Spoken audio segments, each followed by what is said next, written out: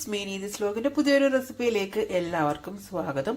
അപ്പം നമ്മളിന്ന് പെട്ടെന്ന് ഒരു 5 മിനിറ്റിൽ തന്നെ തയ്യാറാക്കി എടുക്കാൻ പറ്റുന്ന നല്ല ടേസ്റ്റി ആയിട്ടുള്ളൊരു ബനാന സ്നാക്കിന്റെ റെസിപ്പി ആയിട്ടാണ് കേട്ടോ വന്നിട്ടുള്ളത്. നമുക്ക് ബനാനയൊക്കെ ഉണ്ടെന്നുണ്ടെങ്കിൽ 5 മിനിറ്റിൽ തന്നെ തയ്യാറാക്കി എടുക്കാൻ പറ്റുന്ന നല്ല ടേസ്റ്റി ആയിട്ടുള്ളൊരു സ്വീറ്റ് റെസിപ്പിയാണ് നമ്മൾ ഇന്നിപ്പം തയ്യാറാക്കി എടുത്തിട്ടുള്ളത്. അപ്പോൾ ഇത് എങ്ങനെയാണ് തയ്യാറാക്കുന്നതെന്ന് കാണണ്ടേ? അപ്പോൾ അതിന് വേണ്ടിയിട്ട് നമുക്ക് റെസിപ്പിയിലേക്ക് പോകാം. അപ്പോൾ നമ്മുടെ ഈവനിങ് സ്നാക്കിന് വേണ്ടിയിട്ട് നമുക്ക് ആദ്യം വേണ്ടതെന്ന് വെച്ച് കഴിഞ്ഞാൽ തേങ്ങയാണ്. തേങ്ങ ഞാനൊരു അരമുറി തേങ്ങയാണ് എടുത്തിട്ടുള്ളത്. പിന്നെ അത്യാവശ്യം നല്ല രീതിയിൽ പഴുത്തിട്ടുള്ള 3 പഴം എടുത്തിട്ടുണ്ട്. നിങ്ങളുടെ കയ്യിൽ ഏത്തക്കായ ഉണ്ടെങ്കിൽ നിങ്ങൾക്ക് അത് എടുക്കാം. കാരണം എനിക്കിവിടെ ഏത്തക്ക കിട്ടാത്തത് കൊണ്ടാണ് കേട്ടോ ഞാൻ ഈ ഒരു പഴം എടുത്തിട്ടുള്ളത്. എന്നാൽ ഒരുപാട് പഴുത്ത് പോയിട്ടില്ല, എന്നാൽ അത്യാവശ്യം നല്ല രീതിയിൽ പഴുത്തിട്ടുണ്ട്. ആ ഒരു പരുവത്തിലെടുക്കാം. അപ്പൊ ഏത്തക്കയൊക്കെ ആണെന്നുണ്ടെങ്കിൽ നമ്മൾ കറുത്തു പോയിട്ടുള്ള നല്ല പഴമൊക്കെ ഉണ്ടല്ലോ, നല്ല രീതിയിൽ കറുത്തിട്ടൊക്കെയുള്ള അതൊക്കെ എടുക്കുവാണെങ്കിൽ കുറച്ചും കൂടി ഒരു ടേസ്റ്റ് ആണ്. അപ്പൊ നല്ലൊരു ഈവനിങ് സ്നാക്കാണ് നമ്മൾ തയ്യാറാക്കാൻ പോകുന്നത്. അപ്പൊ അതിനുവേണ്ടി 3 പഴം അരമുറി തേങ്ങയാണ് ഞാൻ എടുത്തിട്ടുള്ളത്. ആദ്യം വേണ്ടതെന്ന് വെച്ച് കഴിഞ്ഞാൽ ഈ പഴമൊക്കെ നമുക്കൊന്ന് കട്ട് ചെയ്തിട്ട് എടുക്കണം. അപ്പൊ നമുക്ക് പഴമൊക്കെ ഒന്ന് കട്ട് ചെയ്ത് എടുത്തിട്ട് വരാം. നമുക്ക് ആദ്യം ഇതിന്റെ തൊലിയും കാര്യങ്ങളും എല്ലാം കളഞ്ഞതിന് ശേഷം നമുക്ക് നടുക്കൂടെ വേണം കട്ട് ചെയ്തെടുക്കാനായിട്ട്. സാധാരണ നമ്മൾ ഇതേപോലെ ഇങ്ങനെ കട്ട് ചെയ്തിട്ട് എടുക്കുമല്ലോ, ആ ഒരു പരുവത്തിൽ വേണം നമുക്കിത് കട്ട് ചെയ്തെടുക്കാനായിട്ട്. അപ്പൊ ഞാൻ ഈ പഴമെല്ലാം ഇതേപോലെ ഒന്ന് കട്ട് ചെയ്തെടുത്തിട്ട് വരാം. ഞാനൊരു ഫ്രൈ പാൻ വെച്ചിട്ടുണ്ട്. അപ്പൊ നമുക്കിതിലേക്ക് ഒരു 3 സ്പൂൺ അളവിൽ നമുക്ക് നെയ്യ് വേണം. ഇപ്പൊ ഇവിടെ നെയ്യ് കട്ടിയായിട്ടിരിക്കുന്നതുകൊണ്ടാണ്. അപ്പോൾ ഒരു 3 സ്പൂൺ അളവിൽ അത്യാവശ്യം നെയ്യ് നമുക്ക് വേണം. നെയ്ക്കകത്ത് നമുക്കിതൊന്ന് ഫ്രൈ ചെയ്തെടുക്കണം. അപ്പം അത്രയും നെയ്യ് വേണം. അപ്പോൾ ഇനി നമുക്ക് ഇതിലേക്ക് ലേശം അളവിൽ കുറച്ച് അണ്ടിപ്പരിപ്പും കുറച്ച് കിസ്മിസും ഇട്ട് കൊടുക്കാം.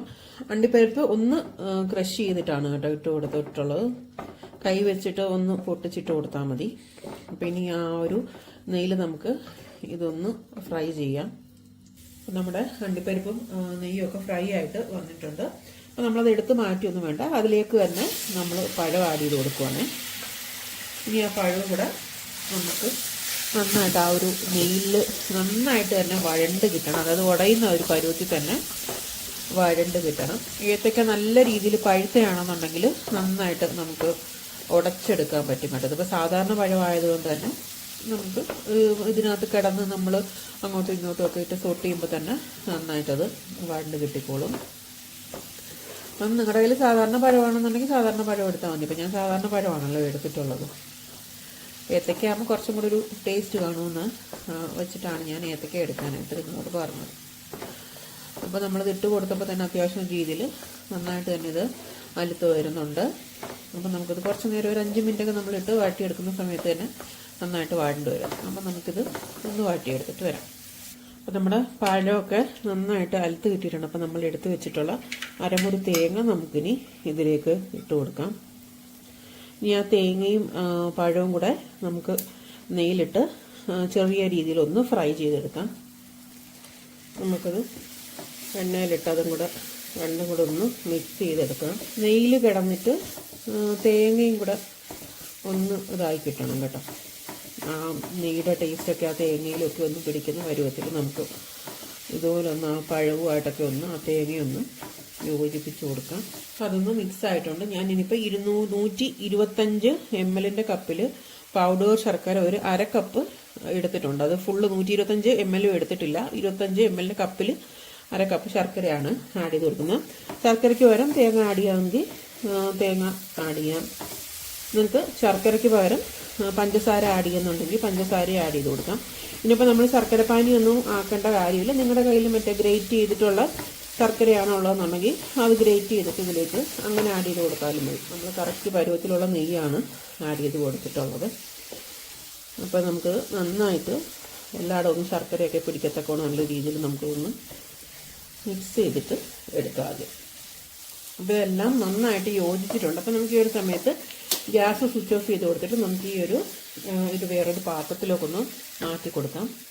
അപ്പം നമുക്കിനിയിപ്പോൾ ഇതൊന്ന് വേറൊരു പാത്രത്തിലേക്ക് തണുക്കാൻ വേണ്ടിയിട്ട് നമുക്കിതൊന്ന് മാറ്റി കൊടുക്കാവേ.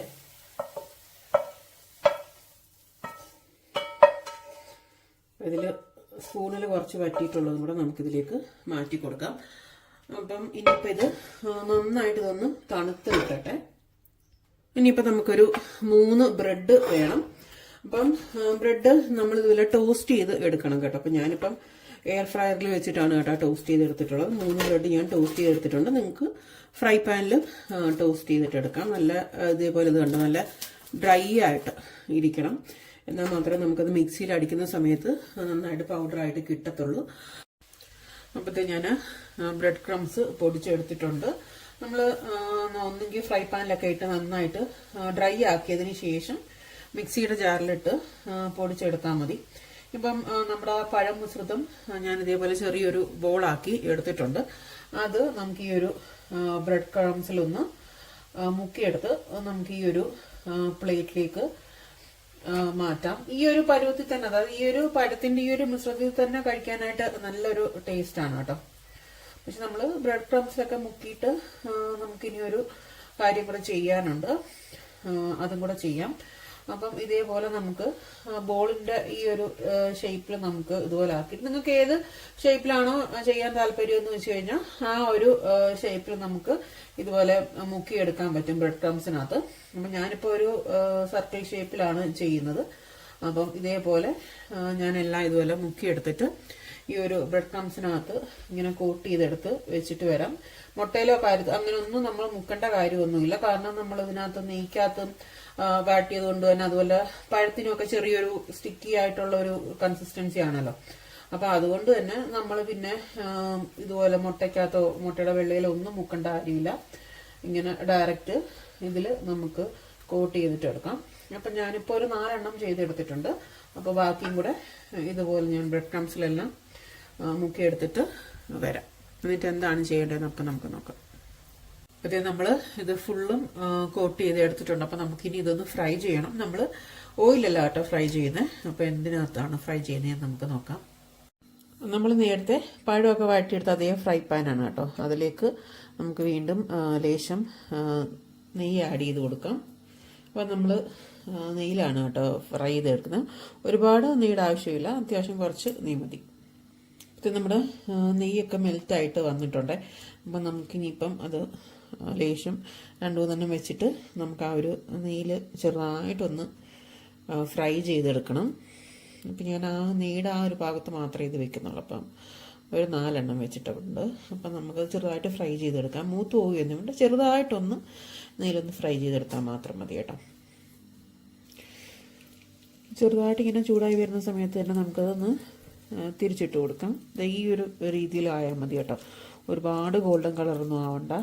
ചെറുതായിട്ട് നമുക്കത് റൊട്ടേറ്റ് ചെയ്ത് മാത്രം ഇതൊന്ന് നമുക്ക് ഫ്രൈ ചെയ്തെടുക്കാം.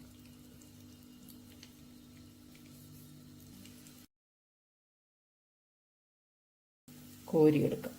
കാരണം ചെറിയൊരു കളർ ചേഞ്ചാണ് വന്നിട്ടുള്ളത് കേട്ടോ. ഈ ഒരു രീതിയിൽ കോരിയെടുത്താൽ മതി. അപ്പോൾ ഇതേ ഞാൻ ബാക്കിയും കൂടെ എടുത്തിട്ട് ബാക്കിയും കൂടെ ഇതുപോലെ ഫ്രൈ ചെയ്തെടുത്തിട്ട് വരാം. അപ്പോൾ ഇതേ നമ്മുടെ റെസിപ്പിയൊക്കെ ഇവിടെ തയ്യാറായിട്ടുണ്ട്. നല്ല സോഫ്റ്റ് ആയിട്ടുള്ള നല്ലൊരു റെസിപ്പിയാണ്. അപ്പോൾ എല്ലാവരും ഈ ഒരു രീതിയിൽ ട്രൈ ചെയ്ത് നോക്കുക. നമുക്ക് 5 മിനിറ്റ് സമയം മാത്രം മതി. പെട്ടെന്ന് തന്നെ നമുക്ക് തയ്യാറാക്കി എടുക്കാൻ പറ്റുന്ന നല്ലൊരു ഈവനിങ് സ്നാക്കാണ്. പഴുത്തു പോയ പഴമൊക്കെ ഉണ്ടെങ്കിൽ കളയണ്ട, ഈ ഒരു രീതിയിൽ തയ്യാറാക്കി എടുത്താൽ മതി. നല്ല ടേസ്റ്റി ആയിട്ടുള്ളൊരു ഈവനിങ് സ്നാക്കാണ്. അപ്പോൾ എല്ലാവരും ഇതേപോലെ തയ്യാറാക്കി നോക്കുക. അതുപോലെ നമ്മുടെ ചാനൽ ആദ്യമായിട്ടാണ് കാണുന്നതെന്നുണ്ടെങ്കിൽ, നമ്മൾ ചെയ്തിട്ടുള്ള റെസിപ്പി ഇഷ്ടപ്പെട്ടിട്ടുണ്ടെന്നുണ്ടെങ്കിൽ ഉറപ്പായിട്ടും നമ്മുടെ ചാനൽ എല്ലാവരും ഒന്ന് സബ്സ്ക്രൈബ് ചെയ്ത് സപ്പോർട്ട് ചെയ്യാനായിട്ട് മറന്നു പോകരുത്. നിങ്ങളുടെയൊക്കെ സപ്പോർട്ട് നമുക്ക് ആവശ്യമാണ്. അപ്പം ഇനിയും ഇതുപോലെ നല്ല നല്ല റെസിപ്പീസുമായിട്ട് ഞാൻ നിങ്ങളുടെ മുന്നിൽ വരുന്നതായിരിക്കും. അതുവരെ എല്ലാവരും സുഖമായിട്ടിരിക്കുക, സന്തോഷമായിട്ടിരിക്കുക. പുതിയൊരു റെസിപ്പി ആയിട്ട് കാണുന്നവരെ എല്ലാവർക്കും താങ്ക് യു ഫോർ വാച്ചിങ്.